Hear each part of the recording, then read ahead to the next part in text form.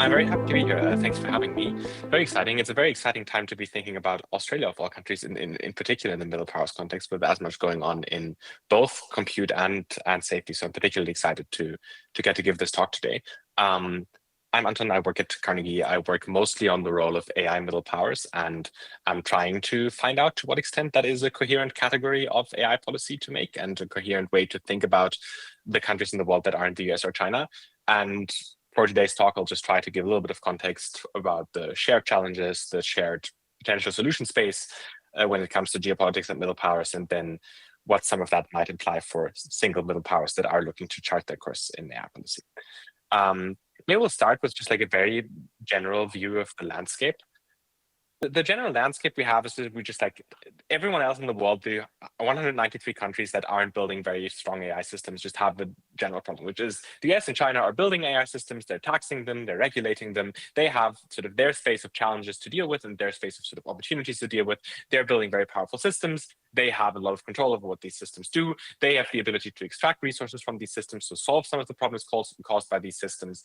And I think much of the rest of the world doesn't in the same way have that kind of influence. The question then is, what do we do with the rest of the world? And I think very realistically, there just isn't a lot of basis for a lot of these countries to get in a lot of say on what happens in this world, right?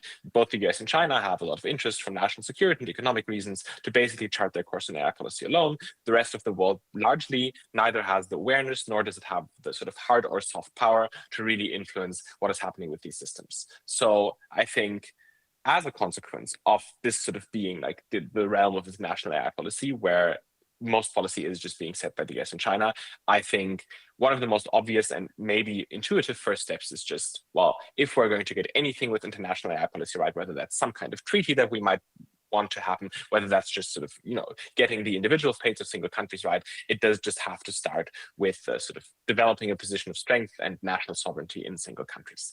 I think reasoning from that, we can think a little bit about sort of what is even the category of countries that is most worth thinking about here.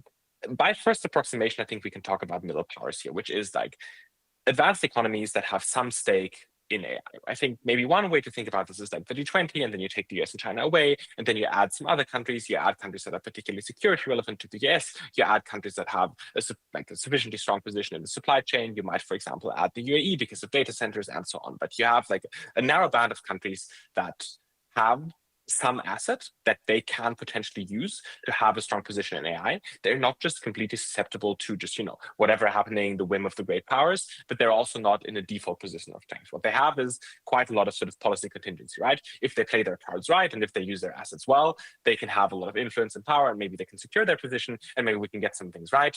But if they don't, then the default outcome is that things go pretty badly, which in combination means that there's some action space. So that's an interesting area to actually make policy in, right? I think, so if you look at these countries, that's maybe the most coherent category because it is not a category that is defined by sort of geography or by like specific assets they have right now, but by the ability to, well, if we make policy choices correct there, then we can actually like meaningfully change the trajectory of the world. And I think like in some sense, like Australia is maybe like the most interesting and exciting example these days about this, just because it turns out like a fairly sort of idiosyncratic and on the sort of broader world stage, like fairly moderate, like specific strength, which is like the ability to potentially build out a lot of this compute fairly quickly in this like current context, which is like building out compute matters a lot, can be turned into this position of like very strong sort of like short-term leverage. And I think a lot of middle powers have puzzles that are exciting and interesting in similar ways. And I think their sort of shared challenge is, well, let's find out what that is. Let's enable going for these plays, and let's look at sort of the structural features that these plays might have so that we can pull them off. Continue from that, I work in Washington, DC. And I think this case for this middle power argument is sometimes understood to be a very adversarial thing, right? If you talk about like technological sovereignty, and if you sort of look to Europe and what the conversations are happening about sort of weaning off the US tech stack and sort of, building their own like competitors and competitive models and just finding some way to gain like more leverage and more sort of control of their own destiny in the sort of AI and broader tech policy sense, this is often understood as like a broadly adversarial thing to think about, this sort of middle power strategy thing. I think especially for countries that have strong security cooperation with the US and therefore like a strong starting point for a fairly healthy sort of bilateral engagement. That doesn't need to necessarily be the case. I think there is a way to redefine this broader question of middle powers and geopolitics as one of sort of complementary usefulness and complementary leverage with the US. And so I think it's just worth sort of keeping in mind the more sort of constructive and more cooperative version of framing this entire argument in the sort of, bilateral, like, for example, in this instance, like the Australia-US context, which is to say, a lot of these middle powers are just like major US potential treaty allies with important capacities that the US could either get access to or be shut out from. And insofar as that's the case, there is a mutual incentive for these allied countries to use these assets in a way that sort of retains and secures access to all the things that the US is doing well, building these models, extracting resources from them, and so on. And on the other hand, sort of allowing the US access to these important assets in countries elsewhere in the world. There's a bunch of different like specific aspects of this, right? For example, there's a bunch of talk about the AI supply chain. If you look to European AI policy, ASML and SAIS, and even if you look to East Asia, to HBM manufacturing, Tokyo Electron, like there are a lot of things that just like sort of feed into the supply chain where the Americans sort of building the chips and building the AI systems that are just incredibly important to the US to keep around. Lots of that is in middle powers. So there's a lot of leverage from middle powers and also a lot of opportunity for the US to get sort of mutually beneficial alliance going so they secure access to these systems. A similar concept that I think on both sides of the aisle is fairly sort of popular in America is this idea of sort of allied scale and broader alliance-wide capabilities. The classic sort of canonical version of this is to talk about manufacturing specifically, right? Like the Americans built these AI models, but then it turns out to turn like a country of geniuses in a data center into like hypersonic missiles or like vacuum cleaner robots, whatever you want to do with them, like any sort of real world value that you might want to extract, you actually need some ability to build things in the real world. That can be something that middle powers can contribute and get some mutual leverage in. And I think another version of the allied scale is there are only so many places in the US to build data centers. There is not that much political appetite for building a lot of the data centers, but it turns out to turn good AI models into just like a widely available consumer product or like sort of broader like infrastructural good that just leads to good economic outcomes. You just need a bunch of inference compute. You just need gigawatts and gigawatts of compute anywhere you can get it. And so it turns out one version of the allied scale case might also just be, you don't actually need to build the products, you just need the allies to build the data centers that are used to inference the products. And then that's maybe one way to sort of, generate some bilateral leverage. And then I think what you get from that is basically a situation where you can offer the US a pretty good deal, which is mutual access to the things we do well or access to the things that you do well, or alternatively, realistically, a lot of these allies are going to panic. They're going to get very nervous. They're going to potentially reorient towards geopolitical rivals like China to sort of deal with this like very volatile situation of sort of being exposed to all these AI risks. And eventually sort of that might obviously be the sort of like second best / worst equilibrium for the US. So in that context, I think the deal to the US should be pretty clear and pretty obvious. And I think is like mutually beneficial in a very simple sense. You can just distribute a lot of capabilities across the lines. That is good for everyone. And I think making that pitch usually goes over a lot better and makes it much more likely to do good middle powers policy than to frame this primarily as a sort of adversarial, let's move away from the US kind of measure. Having said all that, I think the way to think about this is unfortunately mostly sort of what could go wrong.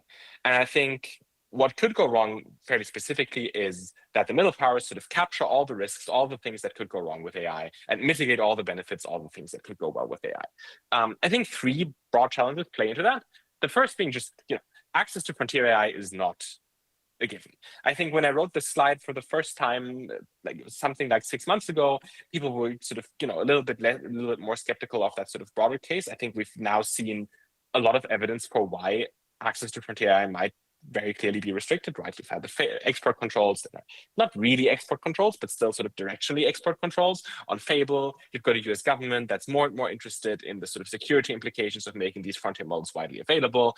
You've got more and more sort of crunches and like inference supply that makes it so there's not enough AI to go around for everyone. So there is an open question. Do you even get access to these systems to reap all the economic rewards they could bring? Well, that's unclear. But what is clear is that you're going to be exposed to all the risks and all the disruption, right? Like no matter where the sort of workforces get automated and build much more efficient products or much better services, they will eventually sort of affect the domestic labor market of any exporting country because there is international competition. And wherever sort of abilities to misuse AI systems, whether that's like cybersecurity stuff or like biosecurity stuff, wherever these capabilities emerge, they will eventually sort of cross borders and reach the middle powers as well. just with the sort of difference that the middle powers won't have access to the frontier tools to build up the defenses against that and start dealing with these systems. So by default, you don't necessarily get all the defensive capacity, you don't necessarily get all the sort of potential upside, but what you do get is exposure to the risks and to the disruption. And then the question is, how do you deal with that? And I think the realistic scenario right now is you don't really, because you don't have substantial political leverage over what the models do, right? If you're the US and you're very concerned that the bio thing is going a little bit too fast and it looks like there are like serious risks associated with these models, you can start regulating. You can just stop these models from coming out if you're the United States of America. That is in their policy toolkit. If you're a middle power that is like incidentally susceptible to that kind of thing, you don't have the same sort of toolkit to deal with that. You just have to sort of accept whatever the Americans choose to regulate or not to regulate, and then you have to deal with that downstream. The same thing goes for sort of dealing with like social repercussions of AI models, and I think that's maybe the more underrated version of this point, which is like, usually we think of the US as this sort of like, especially in tech policy, as this sort of laboratory for policy for the rest of the world, right? They get the tech first, and then they get to come up with some thoughts on like how they deal with the tech. Maybe they come up with some good regulatory and taxation approaches. And then once this tech sort of like diffuses throughout the world, other countries can also sort of copy some of these approaches and then find their own solutions to sort of disruptions, like, for example, the sort of labor market effects that we think advanced AI might have. That's specifically with AI, that's not really the case, because the US have like the privileged special like sort of case of just being able to tax the AI models, right? A bunch of the computers in the US, the valuable firms that sort of design the chips and that produce the models are all in the US and they're listed in the US. And the labs specifically are just incentivized to give stakes and give shares and give taxation access to the US government in ways that they're just not incentivized to cut in anyone else in the world. So if it turns out that like the AI thing just requires us to pass like very expansive like social safety nets and social policy that is like, and then everything turns out fine as long as we can do that, then we might just end up in a world where the US does just fine because it has enough tax revenue to do that, while the rest of the world could adopt these measures if it only had the tax revenue, but because it is also US-centric, there is no way to sort of get around that. And I think that is the general shape of the challenge that I think most of the middle powers share. And I think that also gives rise to like the general set of solutions that middle powers should probably pursue. The first is, well, if we need access to these models and we can't build them ourselves, and I'll just take this for granted for the purpose of this talk, I think it's a separate conversation to what extent that's true, but I think it's looking like it's pretty hard to build very good AI models if you're not worth $1 trillion, and not a lot of countries outside the US are worth $1 trillion, right? So the first obvious thing you can do is you negotiate access guarantees. You find something that the US really wants, and you use that as a chip for like, in sort of trading for guaranteed access to US frontier models. You're probably not going to get all the way there in the sense that, the NSA is always going to have better access than like a random consumer in another country in the world. And there are going to continue to be these like limited access, like Project Glasswing style programs where like very good AI systems aren't given to everyone. But what you can ask for is like some extent of parity, right? You can ask for most of your businesses to have a similar amount of access as sort of American businesses do. You can ask for your consumers to have similar amounts of access as American consumers do. And I think that already gets you plenty of the way there. And I think there are ways to use leverage for that. In the Australian case, the most obvious way to do that is just to build up the compute, right? If you are like X% of the compute budget of a major lab, it turns out that's a really relevant stake. That's a really relevant factor that really incentivizes both the lab and the US government to sort of continue giving you access if your threat is that it's sort of baked into the contract that if they don't give you access, you cut off the compute, you rent out the compute to someone else. So I think the most obvious sort of low-hanging fruit for any country that can build a lot of compute is to just use compute as the sort of anchor for this access thing. I'll just very briefly go over the rest because I know there's a lot of other good talks and like the specific safety interventions that are worth doing in both in middle powers generally and in Australia specifically. The obvious solution to the risks, to the risk exposure, is just to build up resilience, right? The US has maybe like the most efficient solution to dealing with the risks, which is just trying to get ahead of the risks. Everyone else can't do that, so everyone else is even more incentivized to find ways to be more resilient to the risks and to build out like defensive capacities, whether that's like UVC lighting for sort of getting rid of some of the pathogens, whether it's like wastewater surveillance, and it's like genome screening stuff, like all these things that we might be able to do that are sort of downstream of pathogens being introduced by sort of like through misused AI, whether that's just like building out cybersecurity resilience, whether it's building like broader societal resilience to the labor market stuff. I think middle powers are both like necessarily incentivized, and also therefore in a position to do some real good for the world to build out these resilient capacities, right? The US can focus on what can we do about the models themselves and the systems themselves, and I think the rest of the world is sort of more incentivized to figure out, well, given that there are going to be dangerous models, what are ways to make the world, to make our countries, and then also the rest of the world safer to the effects that that might have? I think that is sort of the sort of basic logic that will also sort of lead to like sort of positive spillovers from getting the middle powers thing right, because generally sort of these resilient solutions, they do generalize very well, right? If we come up with good technological innovations to deal with specific vectors of AI risks, we can export them throughout broad alliances, we can export them throughout the world, and then we get this sort of like broader level of resilience of the world just downstream of single middle powers having realized, wait, this is something we should really be thinking about. And then the last thing about the political leverage is, well, we'll just have to find something that's going to be valuable so that we can still have like economic activity in our country that allows us to tax it, that allows us to get the fiscal revenue. It's kind of hard to say what that will be in the sort of like labor economics context. A lot of thinkers usually use the sort of, like framework of, well, what will be scarce if there's a lot of sort of abundant intelligence floating around? What are things that are still going to be very valuable? Again, like compute is the most obvious solution because it just like is very easy to procure. It's very easy to build out. It makes a lot of sense, but you can come up with like a broad range of things that might be valuable, whether that's like sort of human preference jobs, like healthcare or like artisanal goods or that kind of thing, whether it's tourism, whether it's, a whole range of literature on that question. But I think the common trend is just, well, if you have something that gets more valuable as AI becomes more and more sort of more and more abundant, then you probably do have a decent position at least to have like some sort of revenue and tax base to deal with some of the problems. If you don't, and if most of that is commodified, and if you're a country that has just like a very high service, like share of the services economy, and that's mostly what you do, I think that leads, that makes things a lot more uncomfortable. Yeah, going on from there, what do you actually do about all this?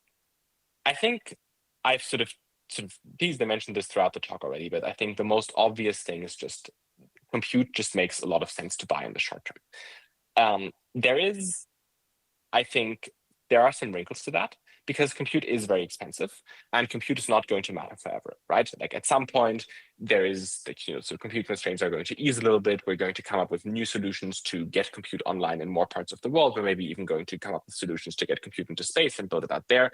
But in the near term, which is to say roughly in the next 3 to 4 years, there is just not remotely enough compute to go around. Both the labs and also the US government, because it cares about the valuation of the labs, it cares about the political input of most of the labs, maybe not as much Anthropic, but definitely all the others, is incentivized to go along with what the labs want as well. So if you have compute to offer in the current situation, you can extract a lot of concessions from that. You extract tax revenue that results from the models being serviced and sort of, maybe even developed in your country. You extract direct leverage to the US because you can, in the limit, just turn off the compute and be very inconvenient to the US. You gain indirect leverage over the US because you can inconvenience the developer that you've given the compute, and then therefore sort of, extract concessions on stuff like frontier access.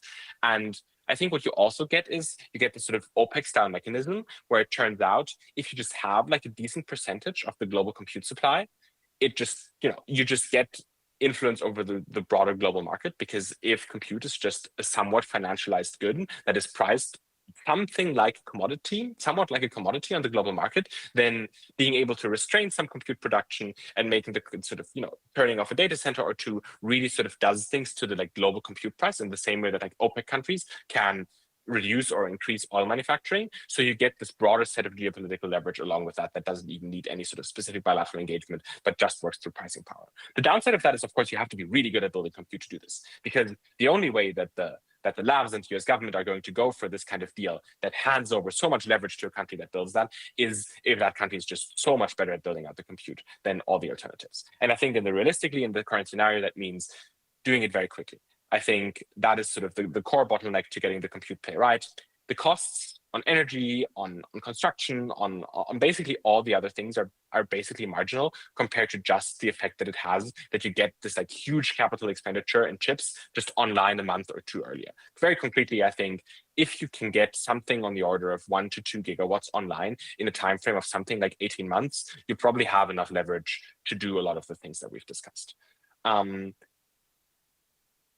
on a similar note, and I'll sort of skip over this a little bit because it's a little bit less relevant to the sort of, to the most obvious place for Australia, you can leverage sort of bottlenecks upstream and downstream. And I think that's going to be a strategy that a lot of other middle powers pursue, right? If you have like strong positions in the semiconductor manufacturing supply chain, you can basically do the same thing as with the compute. You can threaten to withhold, you can offer to expand, you can offer like deep mutual integrations that are attractive to the US government and so on. And I think you can basically run the same playbook, but with like more specific bottlenecks for AI that aren't just the compute thing.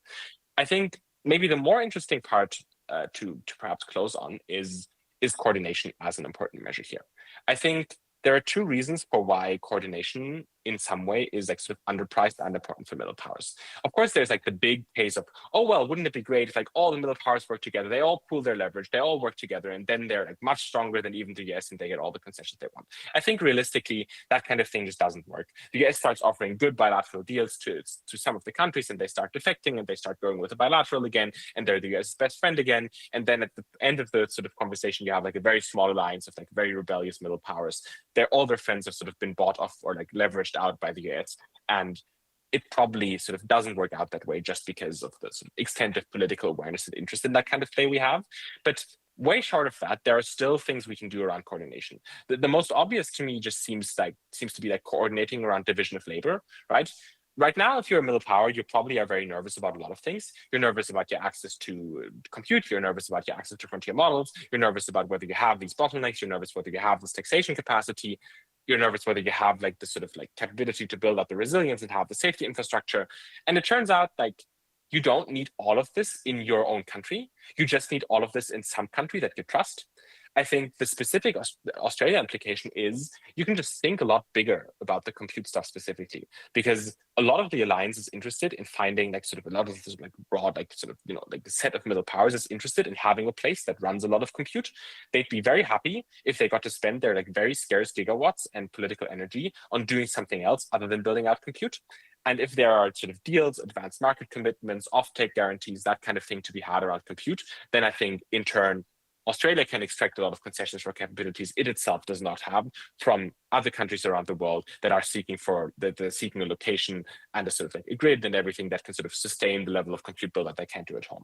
Luckily, we're in a paradigm where the sort of latency stuff doesn't seem to matter as much, for instance. So it turns out, there is actually sort of a coordination play to be had. And for a country that has like a sort of like a very spiky idiosyncratic strength of the potential ability to build out compute, that means, well, maybe you don't have to do all the other stuff as well. Maybe you can just use that in sort of bilateral engagement with the middle powers that are also interested in this kind of stuff to sort of extract the rest from the rest of the middle powers and have this sort of mutual integration. That seems like one obvious way in which this coordination between the middle powers matters. And then the second part of coordination that seems to really matter is coordinating with the US, because going back to the sort of frontier access question, when they're in the room and they're thinking about, well, are we export controlling the next model? Which firms, which governments should get access to this model?